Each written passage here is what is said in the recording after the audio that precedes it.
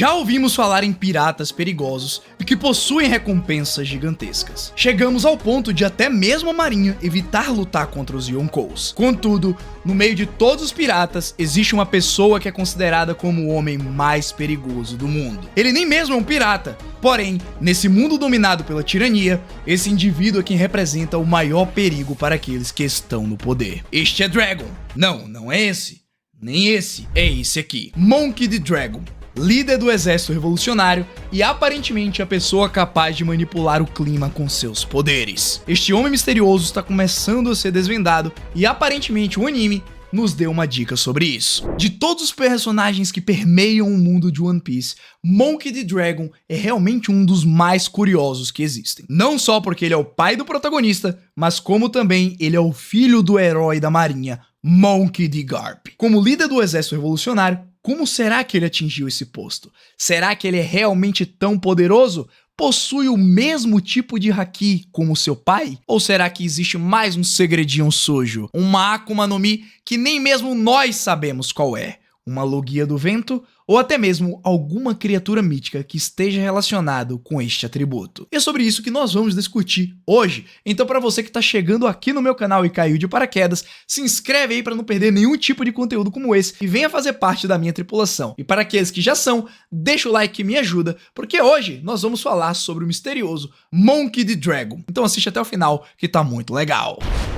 Este é o homem que não só é líder do exército revolucionário, como também era líder dos Guerreiros da Libertação, um grupo que muito em breve ouviremos falar, principalmente agora durante o flashback de Bartolomeu Kuma. Porém, como será que ele atingiu todos esses títulos? E o mais importante, quem era Dragon como marinheiro? Porque como ficamos sabendo durante o capítulo 1097, ele era um marinheiro que abandonou a organização depois de perceber que ali não havia justiça. Para analisar um pouco dos seus poderes, a gente vai fazer algumas analogias e o mais importante, vamos analisar essa dica que o anime no episódio 1081 nos deu. Primeiramente, vamos lembrar de Logtown, na cena em específico que o Luffy estava prestes a ser executado. Naquele momento, uma tempestade surgiu misteriosamente, e um raio coincidentemente caiu sobre o Luffy, que por sinal é imune a esse tipo de ataque. Este raio destruiu a torre e impediu que Bug matasse o Chapéu de Palha. Porém, mesmo salvo, um homem estava observando toda a situação. Ele era um oficial da marinha, na verdade, um capitão. Este era Smoker, um usuário da fruta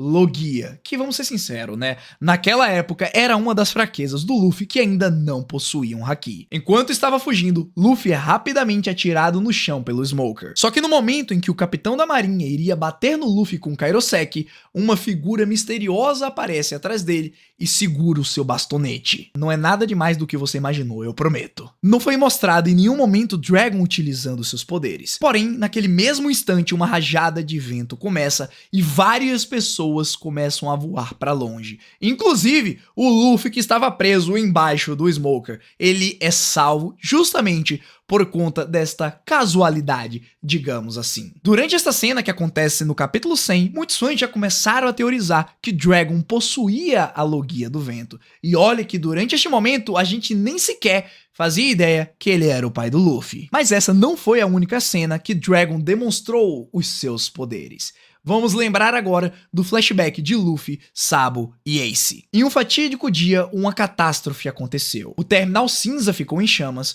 e Dragon apareceu no reino de Goa. Neste exato momento, uma ventania forte surgiu. E graças a isso, as chamas foram afastadas do terminal cinza e um caminho foi criado para os desafortunados que quisessem se unir à causa dos revolucionários. E de quebra, Luffy, Sabo e Ace também foram salvos. Ou seja, independente de onde Dragon aparecia e qual o momento que ele estivesse, uma ventania e uma tempestade o seguiam. Vamos lembrar também do flashback do Sabo lá em Dressrosa. O Imperador das Chamas explicou que ele não foi para Marineford ajudar a resgatar o Ace por ter ficado com amnésia desde o dia em que foi atingido pelo Tenryubito. Sua memória só retornaria após o choque ao saber da morte do irmão. Só que nesse flashback a gente viu explicitamente como o Sabo foi resgatado. Notem que o seu barco explodiu com o ataque do Tenryubito. Sabo quase afundou no mar, mas foi salvo no último segundo pelo Dragon. Dragon. Percebam que o pai do Luffy tomou cuidado para não tocar na água do mar, claramente puxando o Sabo enquanto a mão dele estava fora da água, levando a crer na hipótese que ele realmente era um usuário de uma Akuma no Mi. Além disso, percebam na cena que o Dragon aparece logo depois de salvar o Sabo. Parece até mesmo que ele estava se materializando ou até mesmo desfazendo algum tipo de habilidade ou transformação. Baseado em todas essas cenas e nesses contextos, agora nós vamos analisar o que foi que aconteceu lá no episódio 1081 de One Piece.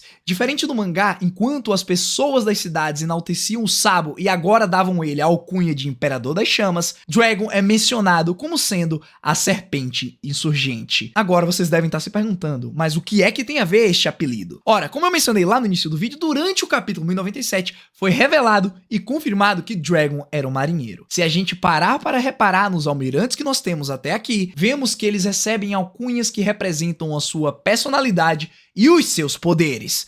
Aokiji, fazão azul. Akainu, cachorro vermelho. Kizaru, macaco amarelo. Ryokugyu, touro verde. Fujitora, tigre roxo. Ou seja, Dragon foi um marinheiro que abandonou o posto. Se ele realmente obteve essa alcunha de serpente enquanto fazia parte da organização, é possível que a sua personalidade e seus poderes tenham a ver com isso. Agora, pensando nessa narrativa, vamos fazer uma pesquisa muito bem elaborada e chegamos em um post do Twitter de uma pessoa que se chama Dr. Voodoo. Lá nós ficamos sabendo sobre uma criatura chamada Amaru e eu fui pesquisar para saber mais sobre ela. E olha só o que eu descobri. Na mitologia da civilização dos Andes, na América do Sul, Amaru, ou até mesmo Katari, é uma serpente mitológica ou até mesmo um dragão. Na mitologia inca, Amaru é uma serpente gigantesca de 2 cabeças que habita as profundezas dos lagos e dos rios. Isso é só o começo, fica mais interessante ainda. Acreditava-se que Amaru possuía poderes sobrenaturais e era capaz de causar mudanças súbitas no ambiente. Ele era frequentemente retratado como uma criatura que emergia das profundezas e era considerado como o arauto da chuva, revoluções e ventos de mudança. Essa descrição, por acaso, parece com alguém que vocês conhecem? Alguém que a gente estava mencionando até agora? Ora, se na marinha a alcunha é dada baseada naquilo que a pessoa representa, Dragon representa revolução e sempre que ele aparece, chuvas, ventanias e uma tempestade o seguem.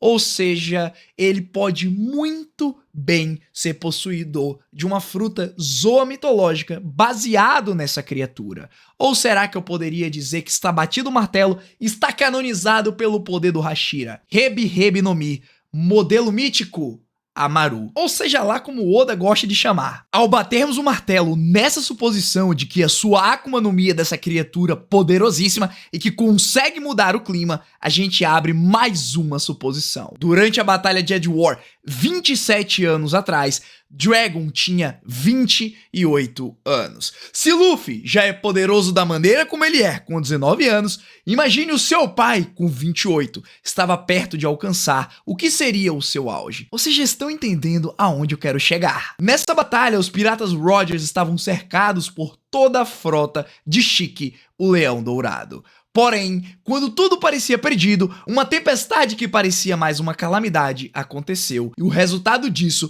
foi que toda a frota de Shiki foi destruída, fazendo assim com que todos os piratas Rogers saíssem de lá ilesos e o melhor de tudo, eles nem precisaram lutar. Então, por algum acaso, Dragon teria sido o responsável por ter salvado Roger naquela situação, uma vez que o futuro rei dos piratas realmente representava a liberdade dentro deste mundo. E como acabamos de comentar, o que é mesmo que o pai do Luffy representa? A liberdade e a mudança dos tempos. E foi exatamente isso que Roger trouxe durante a sua execução. Então, muito possivelmente, Monkey D. Dragon estava envolvido durante o incidente da Batalha de Edge War. Mas aí muitos de vocês vão dizer, o anime não é canônico, o mangá que é. Eu vou provar pra vocês que não é muito assim que as coisas funcionam, não. Depois de escrever mais de 1000 capítulos de One Piece, Oda deixa passar batido várias informações. E muitas vezes ele escolhe o anime ou até mesmo SBS para completar aquilo que ele esqueceu de mencionar. Um exemplo disso é no SBS atual do volume 107, onde um fã perguntou sobre qual era o nome da fruta da Bonnie, e o escritor respondeu que era Toshi Toshi no Mi, a fruta da idade. Só que durante a descrição, explicação, ele fala que achava que já tinha mencionado isso no material original, porém ele se esqueceu. Ora, se pegarmos isso como base, ele pode ter se esquecido ou até mesmo ter feito isso de propósito